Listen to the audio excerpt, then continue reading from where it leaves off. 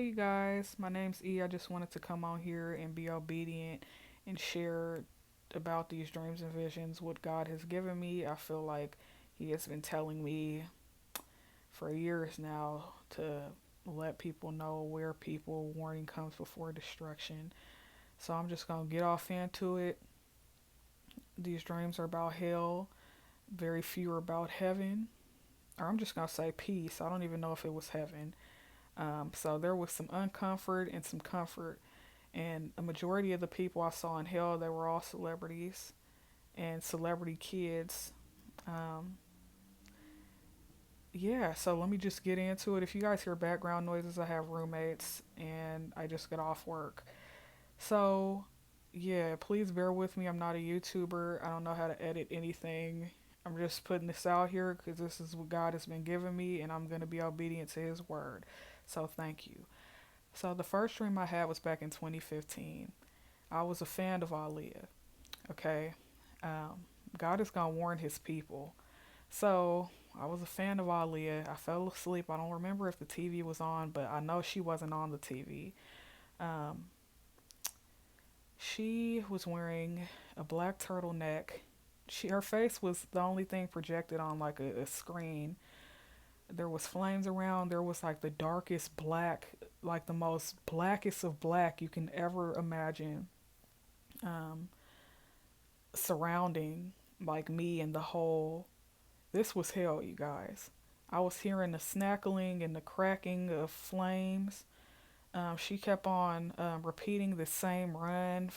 From my understanding, she had a Hot Like Fire song before the one with Timberland, and I can't sing you guys, but for copyright purposes, I'm just gonna let you guys know what run she was doing, and I'm not gonna play the actual song. But she kept saying, "When I taste your lips, your sweet lips, baby."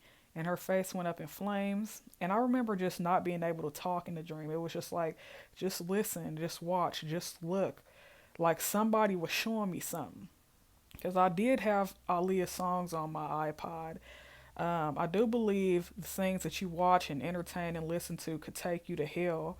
Um, so yeah, like I said earlier, warning comes before destruction. I remember feeling heat waves. I remember hearing the crackling and popping of flames. I remember seeing her face go up in flames, and I just remember that song playing. That not even the full song, just that run, yo sweet, like that just kept on playing over and over and over. The next person I saw was Tupac. Now I don't know if I mentioned this in the beginning, but I was born in the early '90s. So anything that was Tupac that I knew of, any song, um, it was already being played on the radio. I didn't have albums or anything. I don't really believe he was my era, and as well as some other celebrities I'm gonna mention. But Tupac, Hail Mary was playing.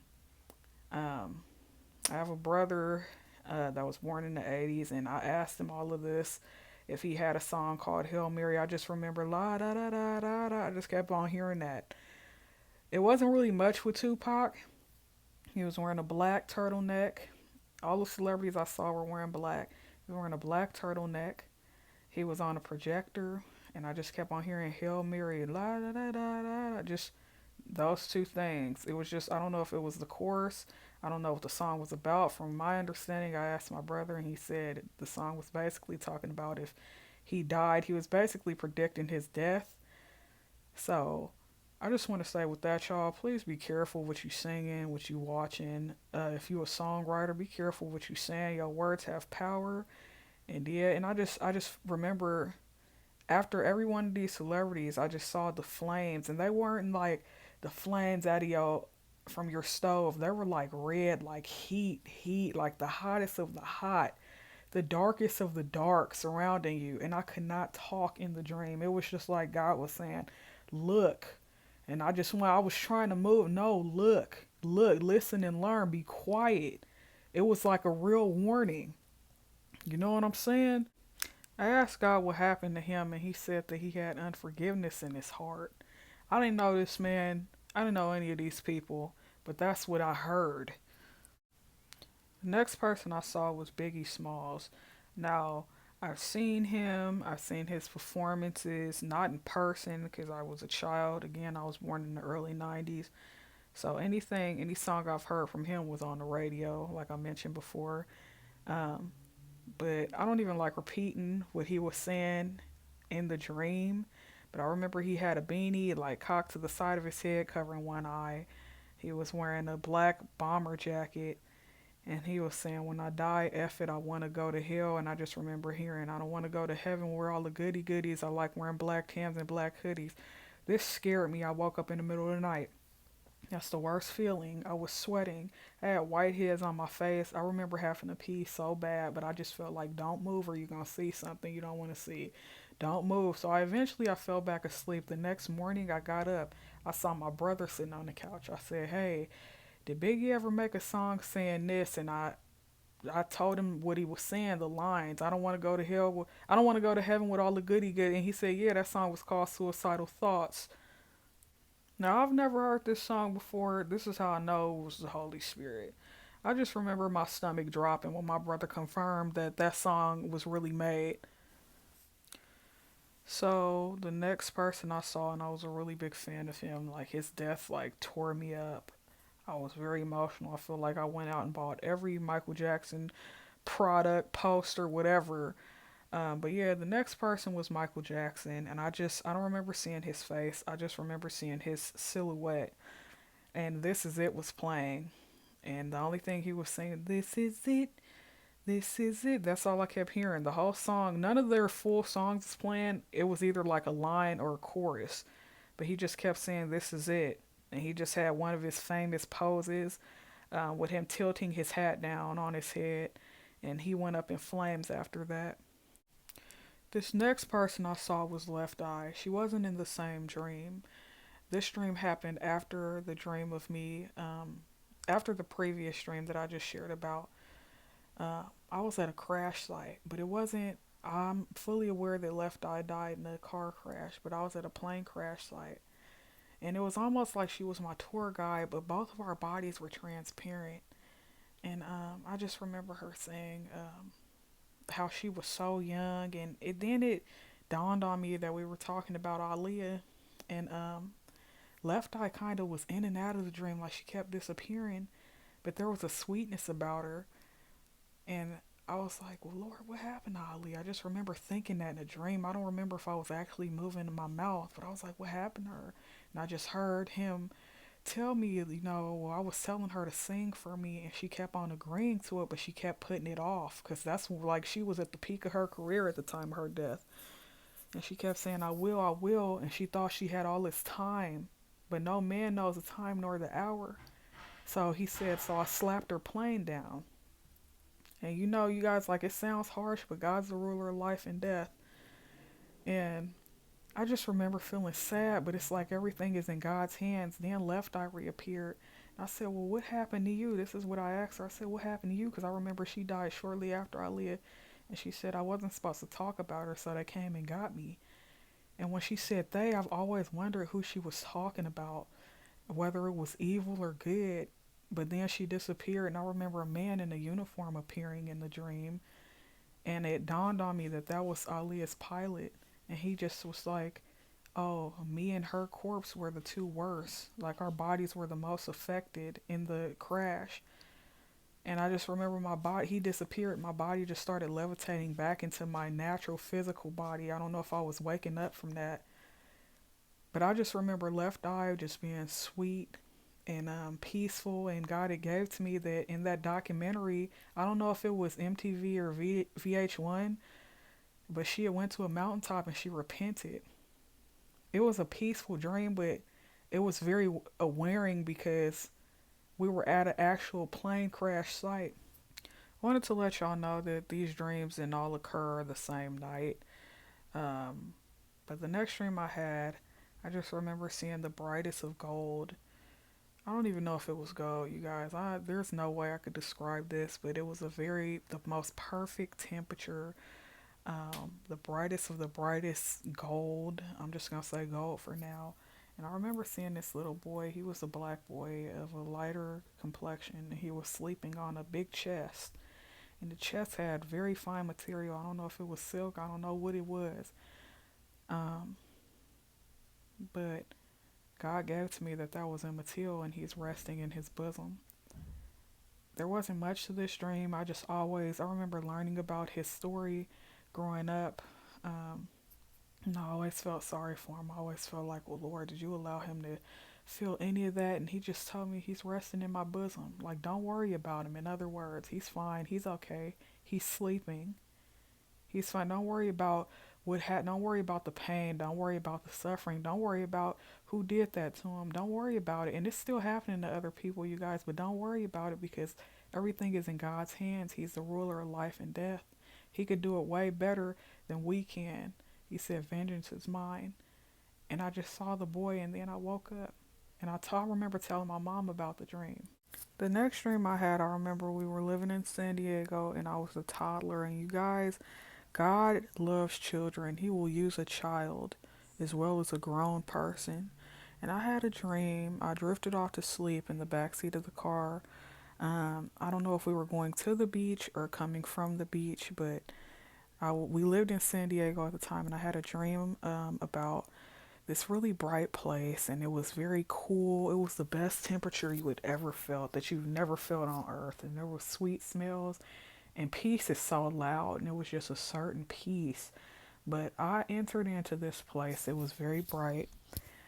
And there was this lady with two long silver braids, and she was waiting for me, and she had on this robe. I don't know if it was cream colored, but it was like silk white robe. She had a cane. She was an old lady, and she extended her hand out. And I was a child in the dream as well as in real life. She extended her hand out to me for me to go and hold her hand. So I did.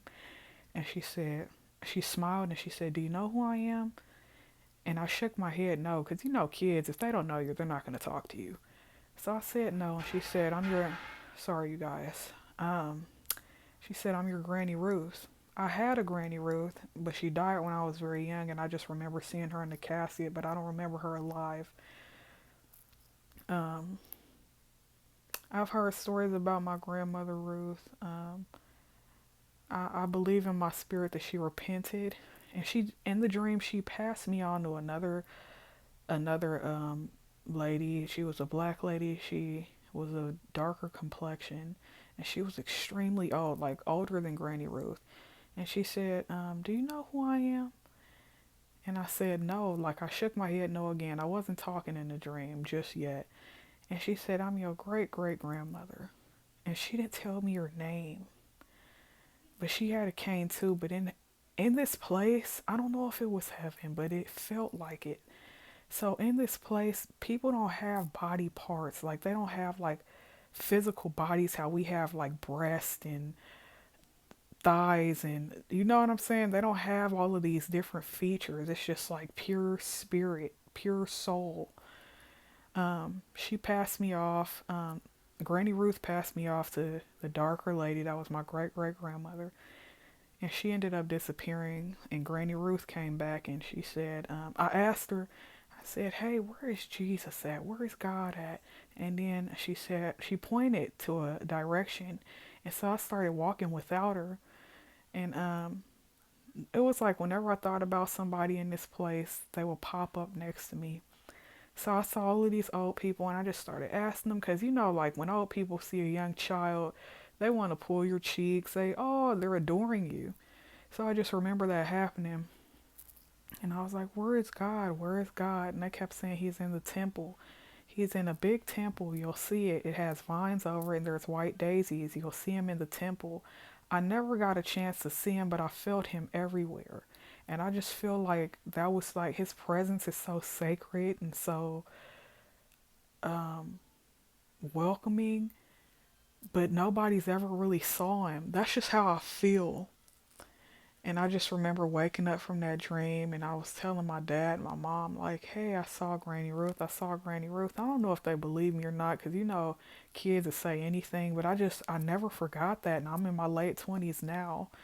So I just wanted to come on here and share with you guys my experiences with dreams and visions.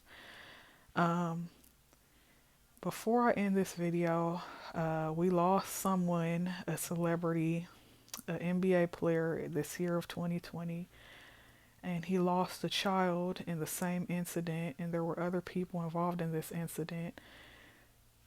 I didn't have a dream about him, I had a dream about the child, and I just saw a white tunnel. She was in a white tunnel running back and forth, back and forth, back and forth. I felt her spirit in the dream, and it felt like, because when I was younger, I used to get lost in the store all the time, and I would just cry for my mom. Of course, she would find me, but that was the spirit I felt in the dream, like she was lost. So I just saw this girl running back and forth, and she looked like she was a preteen in her early teens. And she was looking for her sister or her mom or her dad or somebody she knew, and she didn't know.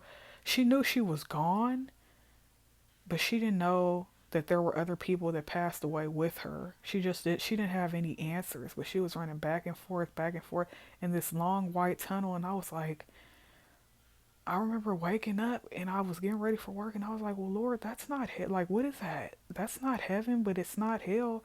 And God gave to me later that day when I was delivering mail, heaven don't feel like that. And I just remember like crying because like I used to work with kids, you guys. So it's like it's a child, and but when you get to an age of accountability, when you get to an age of awareness, when you get to an age of you know what you're doing and you have to make choices for yourself, when you get to an age of mom and dad can't help me anymore, an age of responsibility, everything, you're responsible for yourself, for your sins, for everything. So I just wanted to come on here and share that with you guys. I wanted to be obedient. It's an uncomfortable topic for me. I've only shared these visions with a few people.